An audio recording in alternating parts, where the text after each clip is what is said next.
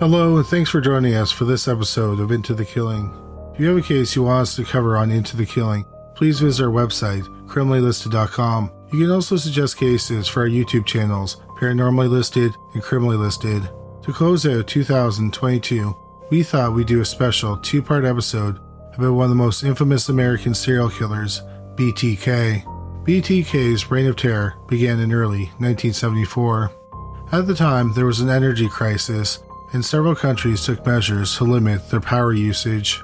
On January 6th, the United States started daylight savings 4 months ahead of schedule. That same day, Britain initiated a 3-day work week. The next day, the Netherlands started rationing gas. On January 14th, Super Bowl VIII was held at Rice Stadium in Houston, Texas. The Miami Dolphins defeated the Minnesota Vikings 24-7. It was Miami's second consecutive Super Bowl win. It was the second time in history that a team won back-to-back Super Bowls. The first team to accomplish that feat was the Green Bay Packers in Super Bowl I and II. At the time, the number one song was Show and Tell by Al Wilson. The number one film was the horror masterpiece, The Exorcist.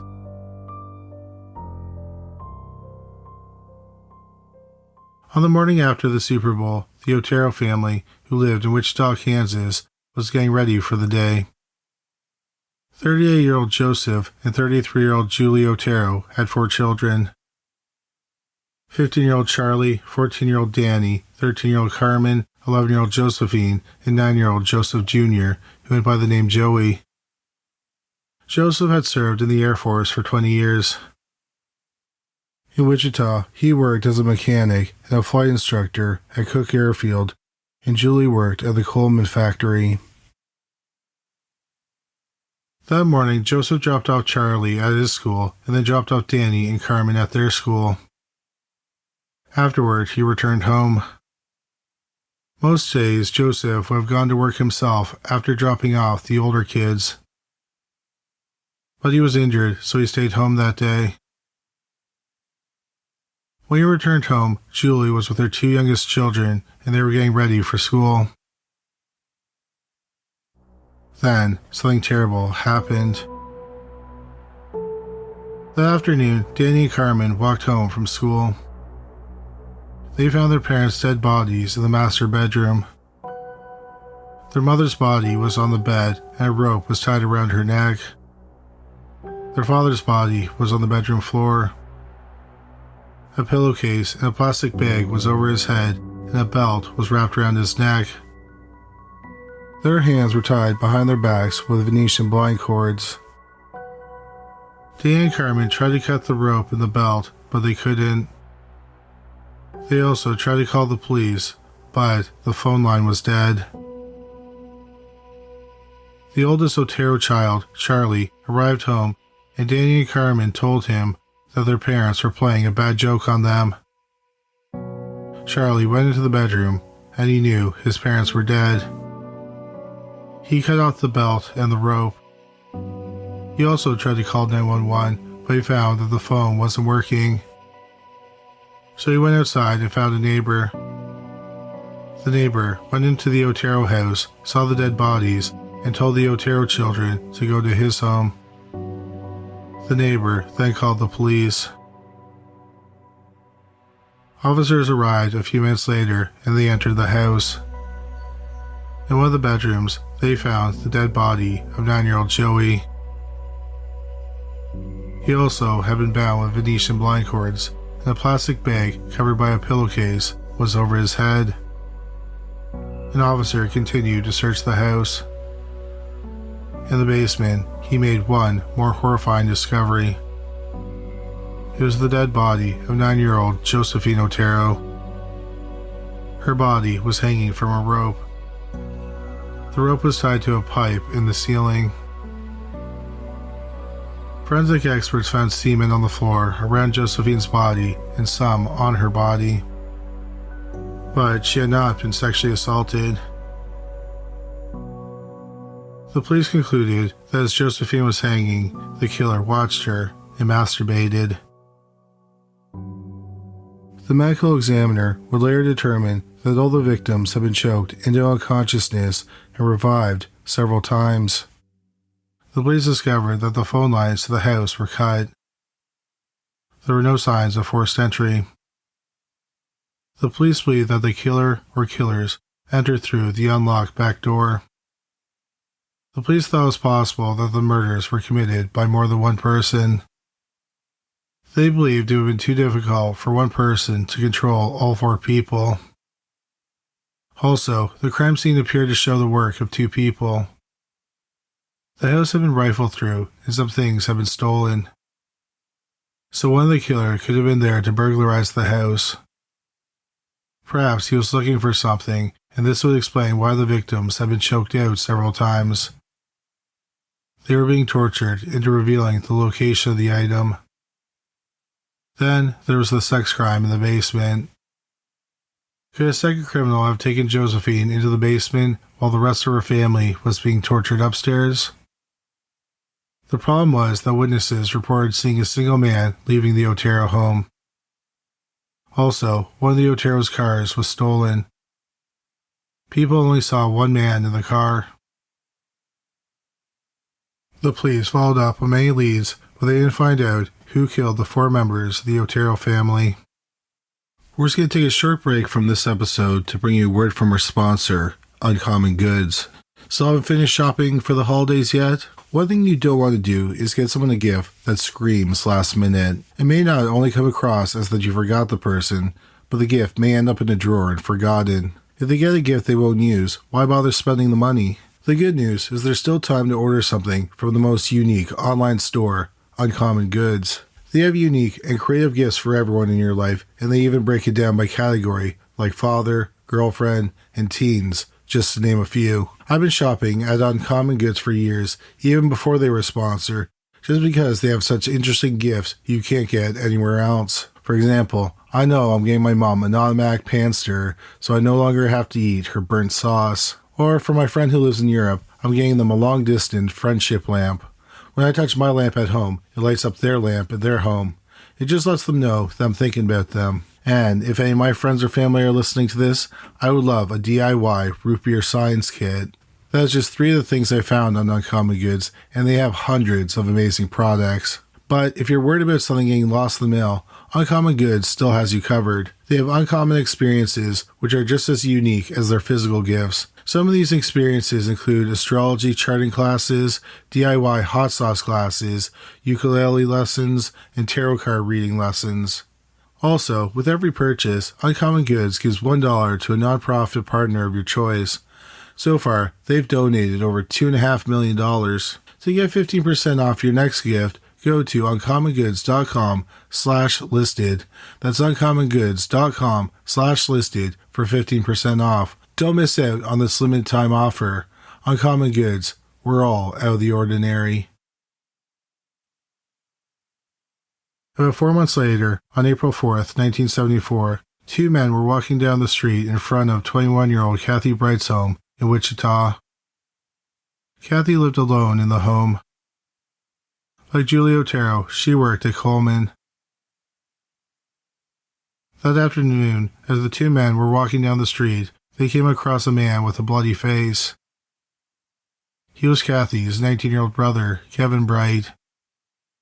He said he had been shot, and he said that his sister was being attacked by a man inside her home. One of the men went to a local business and told them to call the police. Then the 2 men drove Kevin to the hospital. It turned out that he had been shot twice with a .22 caliber handgun, once in the forehead and once in the upper lip. An officer arrived at Kathy's home and discovered Kathy on the floor in a pool of blood. She was alive and barely conscious. A cord was tied around her neck. She had been strangled to the point where her larynx was broken. She had also been stabbed 3 times in the abdomen and 8 times in the back. She was taken to the same hospital where her brother was being treated. But she died an hour later. The police interviewed Kevin while he was in the hospital. He said that he and his sister arrived at her home and found a man they didn't know inside the house. He had a .22 caliber handgun in his hand and another gun in his shoulder holster. The man said that he was wanted in California. He just wanted money, food, and clothes, and he wouldn't hurt anyone. He led them to the bedroom where he made Kevin tie up Kathy with some of her clothes. He then tied up Kevin and tied him to a bedpost. He led Kathy to another bedroom and tied her to a chair. He then returned to the bedroom where Kevin was tied up and started strangling him. But Kevin fought back and he was able to free his hands. Then the killer pulled out his .22 caliber gun. They fought over the gun and the man managed to shoot Kevin in the forehead. The man then returned to Kathy and ensured she couldn't get loose. He then went back to the bedroom where Kevin was to make sure he was dead. Kevin was alive and conscious, and he tried to grab the man's second gun. They fought and the man shot Kevin again with his .22 caliber gun, this time just below the nose. Kevin said that after being shot a second time, he got outside and found the two men who took him to the hospital. Kevin spent 2 weeks in the hospital and then he was released. The police learned that the killer had entered the back door while Kathy was out. He broke the screen on one of the back doors and then broke a piece of glass on the second door. He had also cut the phone line. The police thought it was possible that the same man who killed the Oteros had killed Kathy because there were similarities between the homicides. For example, Kathy and the Oteros were attacked in their homes. Their phone lines had been cut and the killer entered through the back door. The police thought that the Oteros killer used a gun to control the victims, and when the man confronted Kathy and Kevin, he used a gun to get them to do what he ordered. But there were major differences between the crimes. The big one was that Kathy was stabbed and her brother was shot, while the Oteros were strangled or suffocated. Unfortunately, no arrests were made in Kathy's murder.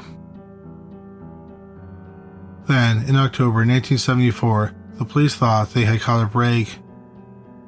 They arrested a teenage boy who had been accused of molesting a 5-year-old. He had a history of mental problems. They interviewed him about the Otero murders, and he confessed. He named 2 other people who helped him, his brother and his cousin. At the time, his brother was in a psychiatric hospital after attempting suicide. So all 3 men were arrested for the murders of the Oteros. On October 17, 1974, the Wichita Eagle newspaper published a story about the arrest of the 3 men. 5 days later, a columnist at the Wichita Eagle received an unusual phone call. The caller, who didn't identify himself, said to go to the Wichita Public Library on Main Street. He said to look in the book Applied Engineering Mechanics. He said that there would be a letter detailing the Otero murders, and it would prove the 3 young men in custody had nothing to do with the murders. The columnist alerted the police, and an officer went and found the letter. The entire letter has never been made public. Any mispronunciations or grammar mistakes are because the letter is being read verbatim as much as possible. I write this letter to you for the sake of the taxpayer, as well as your time. Those 3 dudes you have in custody are just trying to get publicity for the Otero murders. They know nothing at all. I did it by myself and with no one's help. There has been no talk either. Let's put this straight. I'm sorry this happened to society. They are the ones who suffer the most. It's hard to control myself. You probably call me psychotic with sexual perversion hang up. When this monster entered my brain, I will never know. But it's here to stay. How does one cure himself? If you ask for help that you killed 4 people, they will laugh or hit the panic button and call the cops. I can't stop, so the monster goes on and hurt me as well as society. Society can be thankful that there are ways for people like me to relieve myself at a time by daydreams of some victims being tortured and being mine. In a big, complicated game, my friend, of the monster playing, putting victims' numbers down, follow them, checking up on them, waiting in the dark, waiting. The pressure is great, and sometimes you run the game to his liking. Maybe you can stop him. I can't. He has already chosen his next victim or victims. I don't know who they are yet. The next day after I read the paper, I will know, but it's too late. Good luck hunting. Yours truly, guiltily. P.S. Since sex criminals do not change their MO, or by nature cannot do so, I will not change mine. The code words for me will be bind them, torture them, kill them. B.T.K. You see, he added again. They will be on the next victim. Also in the letter, he gives a detailed account of how he murdered the Oteros. Once the police got the letter, there was debate amongst the investigators if it really was from the killer. He knew things about the murders that were never made public. For example, he wrote that Joseph Otero's watch had been stolen. But he also got some details wrong, like the pattern and colors of some of the victims' clothes. Also, at the time, the police believed that the same man killed Catherine Bright. Why hadn't he mentioned Kathy in the letter? The police tried to communicate with B.T.K. through the newspaper, but they didn't get a response. After the letter, the killer went quiet. The police and the media had no idea why. They thought perhaps he was arrested, moved away from the area, or died. Unfortunately, it was only a temporary hiatus.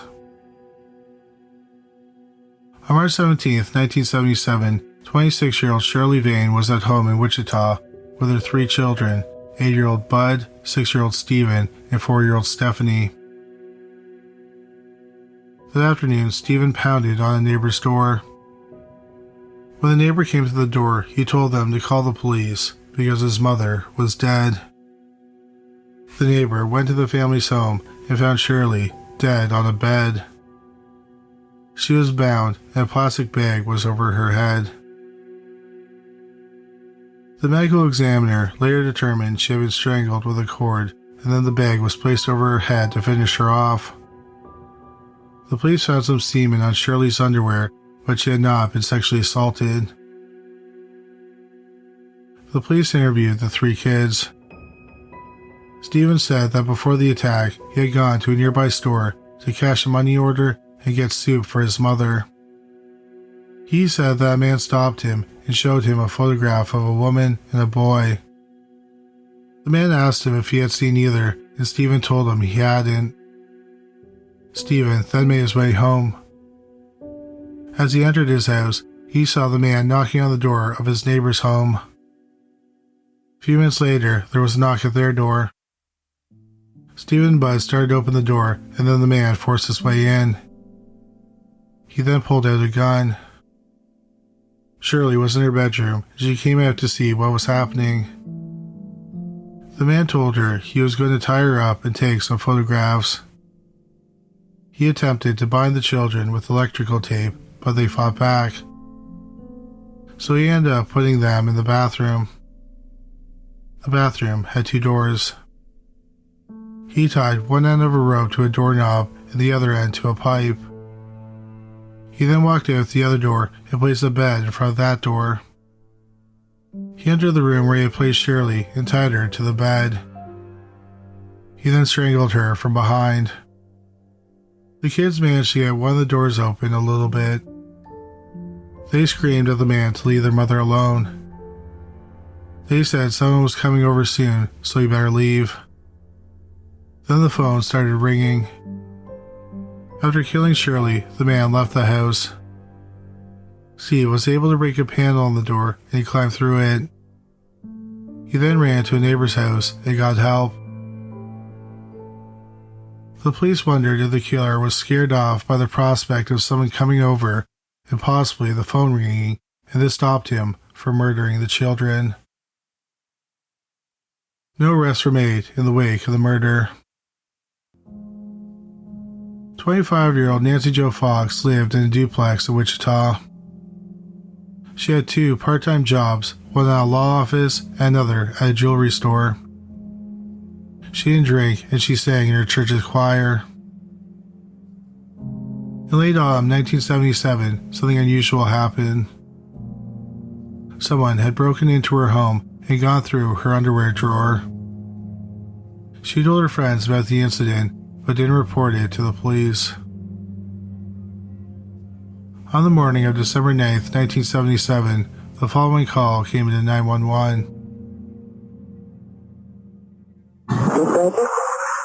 You will find a homicide at 643 South Perkins, Nancy Fox. I'm sorry, sir, I can't understand you. What is your address? 843 South Perkins. That's correct.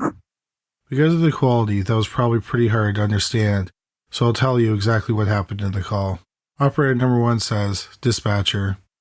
B.T.K. then says, "Yes, you will find a homicide at 843 South Pershing, Nancy Fox." Operator number 1 says, "I'm sorry, sir, I can't understand you. What's the address?"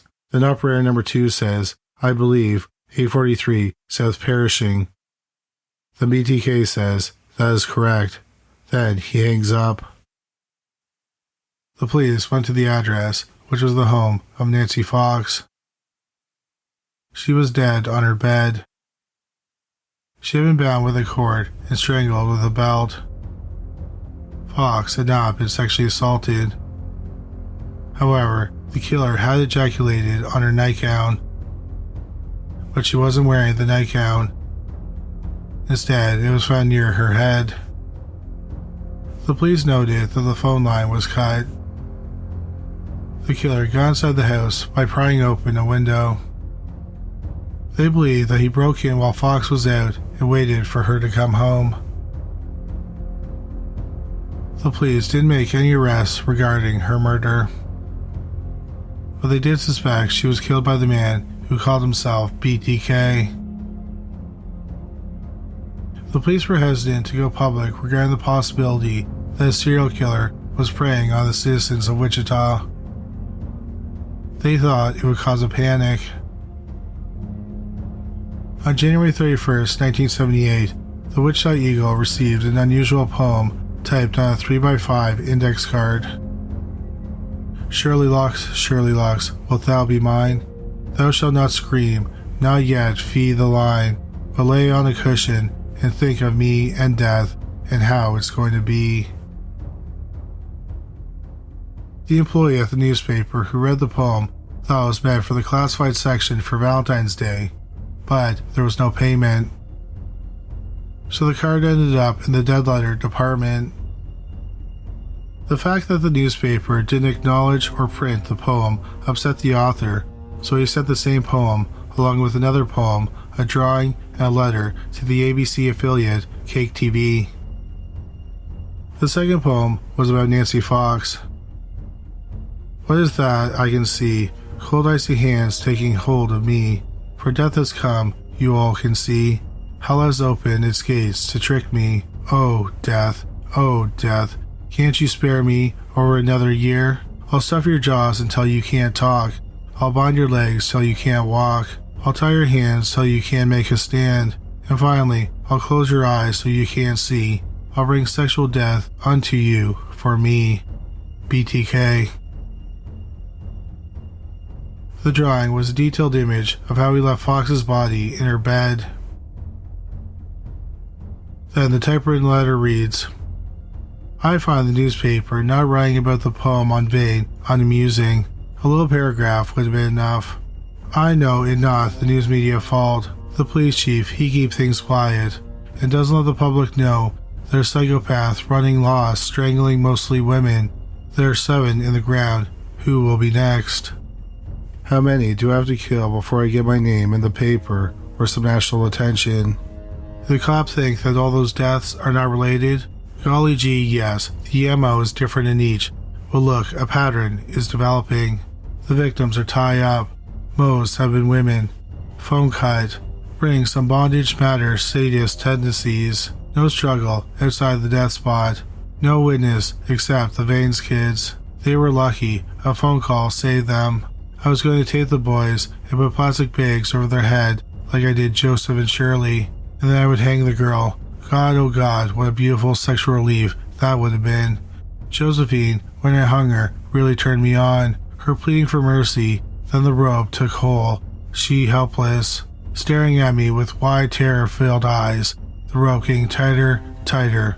You'd understand these things because you're not under the influence of Factor X. The same thing that made Son of Sam, Jack the Ripper, Harvey Gladman, Boston Strangler, Dr. H.H. Holmes, Pantyhose Strangler of Florida, Hillside Strangler, Ted of the West Coast, and many more infamous character kill, which seems senseless, but we cannot help it.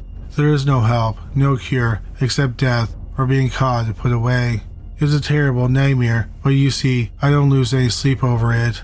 After a thing like Fox, I come home and go about my life like anyone else, and I will be like that until the urge hit me again, and not continuous, and I don't have a lot of time. It takes time to set a kill, one mistake, and all over. Since I about blew it on the phone, handwriting is out. Letter guide is too long, and typewriter can be traced too. My short poem of death, and maybe a drawing. Later on, real picture, and maybe a tape of the sound will come your way. How will you know me? Before a murder or murders, you will receive a copy of the initials, B.T.K. You keep that copy, the original will show up someday on Guess Who. May you not be the unluck one. P.S. How about some name for me? It's time. 7 down and many more to go. I like the following. How about you? The B.T.K. Strangler, Wichita Strangler, Poetic Strangler, the Bondage Strangler, or Psycho, the Wichita Hangman, the Wichita Executioner, the Grot Phantom, the Asphyxiator. Then he signs the letter off, B.T.K. On the next page, he lists his supposed victims after the Oteros. It reads, Number 5. You guess the motive and victim. Number 6. You found Shirley Vane lying belly down on an unmade bed in the northeast bedroom, hand tied behind back with black tape and cord, feet and ankles with black tape and legs, ankles tied to the west head of the bed with small off-white cord wrapped around leg, hands, arms, finally the neck, many times. An off-white plastic bag over her head, looped with a pink nightie, was barefooted. She was sick, used a glass of water, and smoked 1 or 2 cigarettes. House a total mess. Kids took some toys with them to the bathroom. Bed against east bathroom door. Shows at random with some pre-planning. Motive, Factor X. Number 7. 1. Nancy Fox lying belly down on made bed in southwest bedroom. Hands tied behind back with red pantyhose. Feet together with yellow nightie semi-nude with pink sweater and bra small, necklace glasses on west dresser, panties below butt, many different than hosiery. She had a smoke and went to the bathroom before the final act. Very neat housekeeper and dresser. Rifle, purse in kitchen, antique paper bag, white coat in living room. Heat up to about 90 degrees. Christmas tree lights on. Nighties and hose around the room. Hose bag of orange color and hosiery on bed. Driver license gone. Seminole stain on or in blue women wear. Shows at random with little pre-planning. Motive, Factor X. Number 8. Next victim maybe. You will find her hanging with a wire noose, hands behind her back with black tape or cord, feet with tape or cord gagged, then cord around the body to the neck. Possible seminal stain in anus or on body. Will be chosen at random. Some pre-planning. Motive, Factor X. The head of the TV station called the police. One thing about the letter is that he claimed to have killed 7 people, but he doesn't name his 5th victim. The police had no idea who that victim might be, or it was possible that the killer was playing games with them.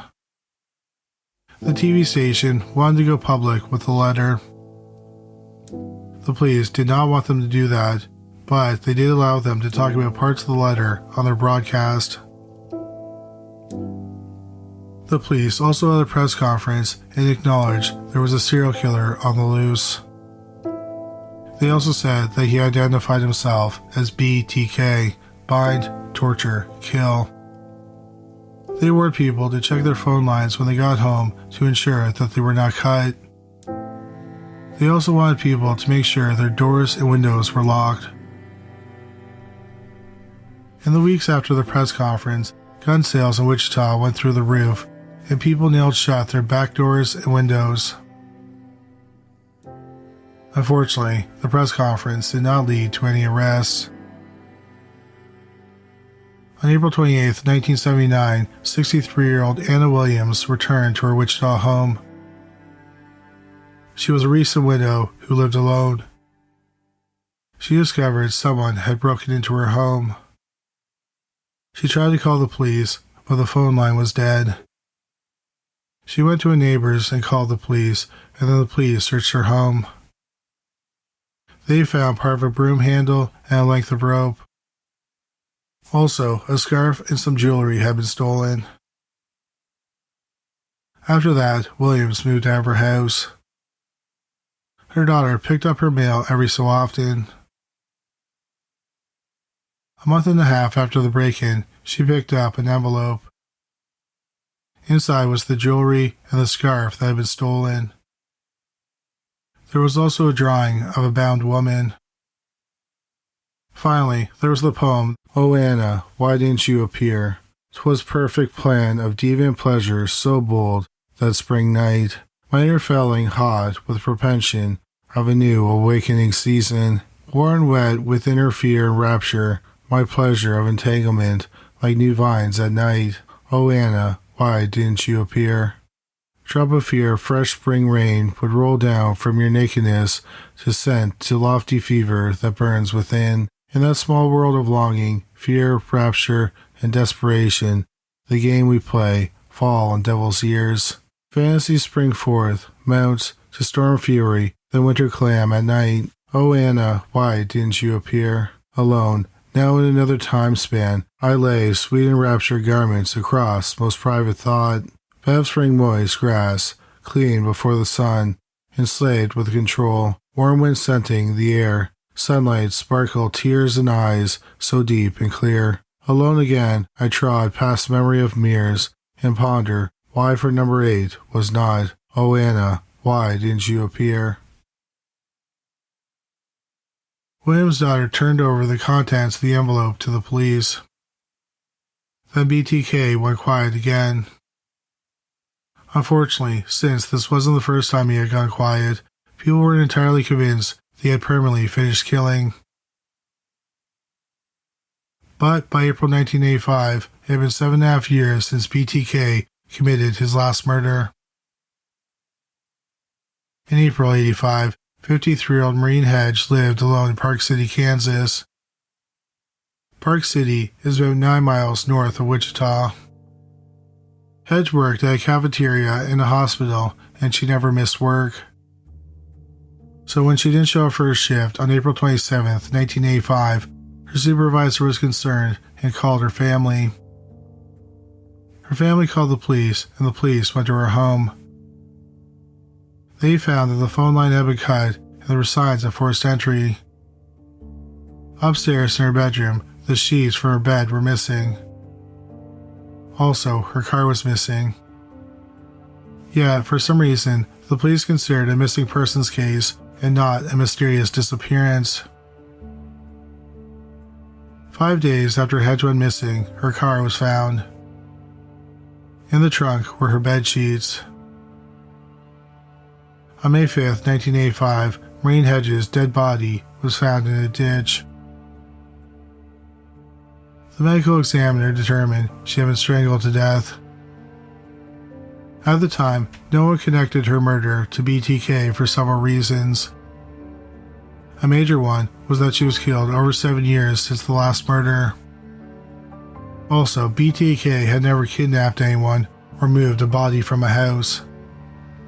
Third, all the other victims lived in Wichita, and Hedge resided in Park City. While the police didn't connect her murder to B.T.K., the search for B.T.K. continued. They had a special task force nicknamed Ghostbusters, and they were investigating the B.T.K. murders. In 1985, DNA testing was done on 225 of the best suspects. They were all cleared. After that, the politicians of the city believed that the investigation was too expensive, so they had the task force disbanded. 28-year-old Vicki Wegerly lived with her husband, Bill, and their 2 children, 10-year-old Stephanie and 2-year-old Brandon, in a small house in Wichita. On the morning of September 16, 1986, Vicki was at home with her toddler son. Around 11 a.m., her husband Bill was driving home to have lunch. As he drove towards their home, he saw a car that looked just like his wife's car, but a man was driving it. When Bill arrived home, he was even more confused because his wife's car wasn't there. He went inside and found his son crying in the living room. Then on the bedroom floor, he found the dead body of his wife. An nylon stocking was tied around her neck. The police didn't suspect B.T.K. because they thought he was no longer active. Instead, they believed that Bill killed his wife. He adamantly denied it, but they could find no evidence, so they didn't charge him with anything. On January 19, 1991, a friend of 62-year-old Dolores Davis came over to her Wichita home and found she wasn't there. He thought it was odd because they had dinner the night before and she knew he was coming over. He got inside her house and became even more concerned. The phone had been pulled out of the wall. A glass sliding door had been shattered with a cinder block. The sheets that were on her bed were missing. The friend reported Davis missing to the police. 2 weeks later, Davis's body was found under a bridge. With her body was a strange mask. It was white, but had been painted to look more flesh-like. It had bright red lips and glued-on eyelashes. The string that held the mask to the face was a cord from a Venetian blind. It had been 17 years since the Oteros were murdered, and just over 13 years since B.T.K's last confirmed murder. No one had any reason to suspect Dolores Davis was murdered by B.T.K. Also, at the time, no one was investigating the B.T.K. case. So like the other 10 murders, her case went cold. And it would stay that way for nearly a decade and a half.